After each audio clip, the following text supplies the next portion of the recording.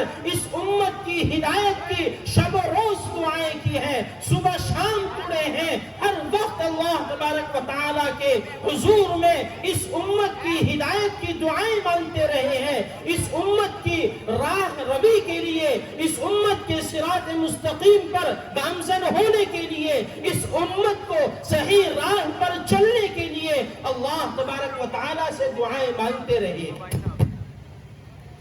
میرے دوستو، قرآن کریم کی جو آیت میں نے آپ حضرات کے سامنے تلاوت کی ہے، حقیقی بیان اور حقیقی باتیں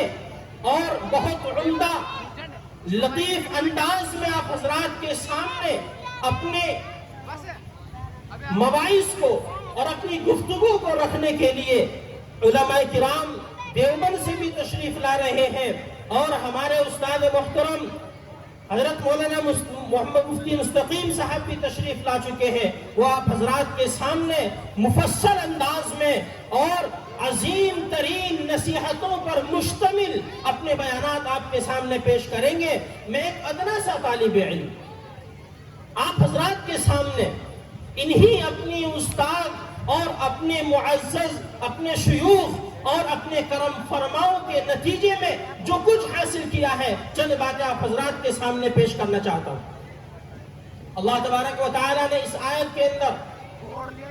اہل اسلام کو، اہل ایمان کو، مجھے اور آپ کو، یہاں بیٹھے ہر ایک فرد کو، اس دنیا کے اندر بسنے والے ہر ایک مؤمنین کو بالخصوص خطاب فرمایا۔ یا ایھا الذین آمنو، اس میں عبداللہ بھی داخل ہے، اس میں عبد الاحد بھی داخل ہے، عبد الصمد بھی داخل ہے، ہارون، موسیٰ اور عیسیٰ بھی شامل ہے، اس میں اور آپ بھی شامل ہے، یہاں بیٹھا ہر ایک فرد اس کے اندر شامل ہے، پس پردہ بیٹھی ہوئی خواتین بھی اس کے اندر شامل ہیں۔ اللہ نے خطاب کیا، یا ایھا الذین آمنو، اے وہ لوگوں جو ایمان کو قبول کر چکے ہیں، جو اللہ کی وحدانیت کو مان چکے ہیں، جنہوں نے اللہ کے رسول کی رسالت کو مان لیا، جنہوں نے اللہ کی کتاب پر ایمان لے آئے، جنہوں نے آخرت کو تسلیم کر لیا، جنہوں نے جنت اور دوزخ کو مان لیا، جنہوں نے بعث بعد الموت کو قبول کر لیا، اور جن کا عقیدہ یہ ہو چکا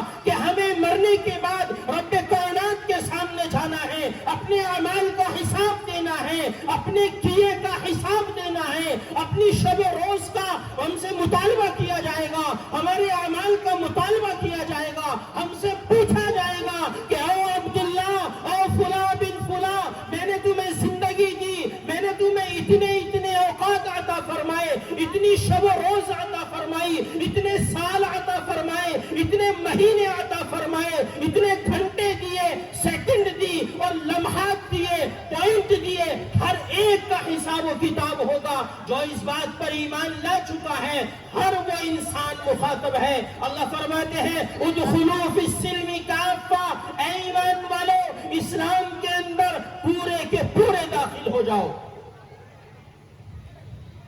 اے ایمان والو اسلام کے اندر پورے کے پورے داخل ہو جاؤ۔ کیا مطلب ہے؟ آپ کی منمانی زندگی نہیں چلے گی، آپ کی من چاہی عبادت نہیں چلے گی، آپ کی دل چاہی نمازیں قبول نہیں کی جائیں گی، آپ کی مرضی کے مطابق زکوٰۃ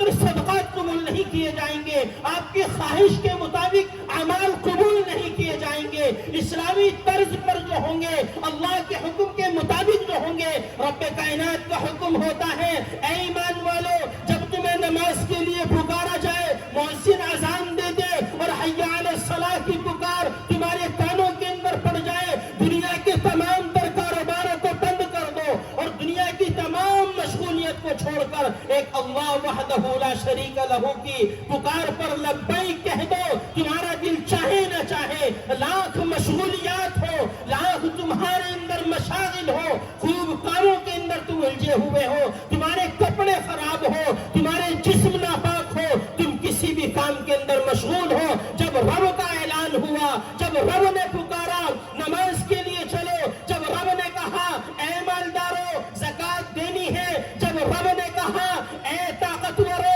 تمہیں روزہ رکھنا ہے، جب رب نے کہا اے صاحب حیثیت لوگوں زکوٰۃ تم پر حج فرض ہو چکا ہے، تو اللہ کی پکار پر لبیک کہو اور اپنی خواہشات کو بالائے طاق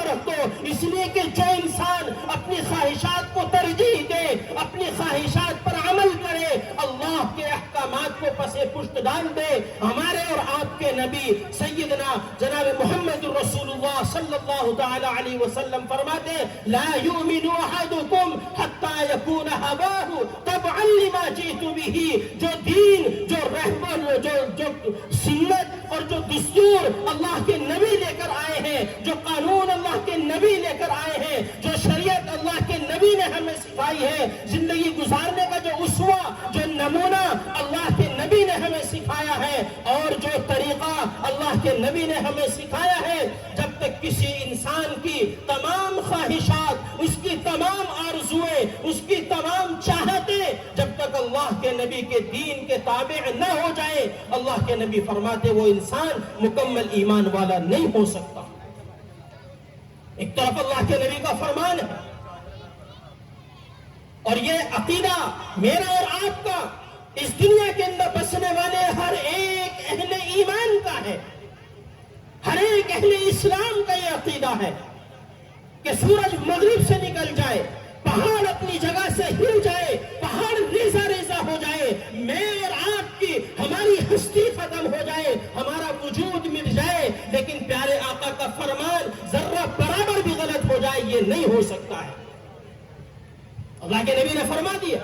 لا یؤمن احدکم حتی یکون ہواہ تبعا لما جئت بہ. جب تک کسی انسان کی خواہشات اللہ کے نبی کے دین کے تابع نہ ہو جائے وہ انسان مکمل ایمان والا ہرگز نہیں ہو سکتا.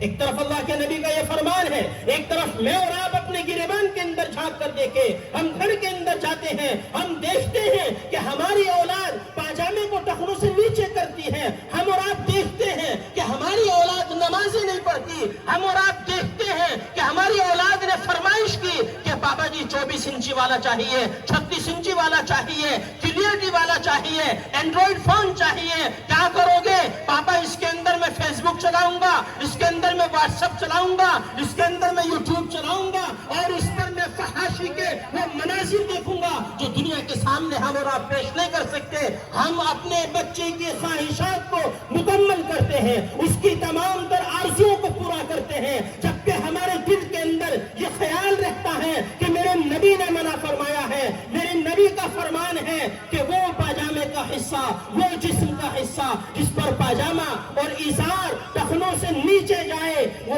جہنم کے اندر جائے گا. ما اسفل من الکعبین من الازار ففی النار. یہ ہم اور آپ جانتے ہیں کہ پاجامہ ٹخنوں سے نیچے کرنا اللہ کے نبی کو پسند نہیں تھا، اس کے باوجود بھی ہم اپنی اولاد کو دیکھتے ہیں کہ پاجامہ ٹخنوں سے نیچے رکھتا ہے، اللہ کے نبی کی شریعت کو پامال کر رہا ہوتا ہے، اللہ کے نبی کے احکامات کی خلاف ورزیاں کر رہا ہوتا ہے، لیکن ہمارے کانوں پر جو نہیں رہتی ہے.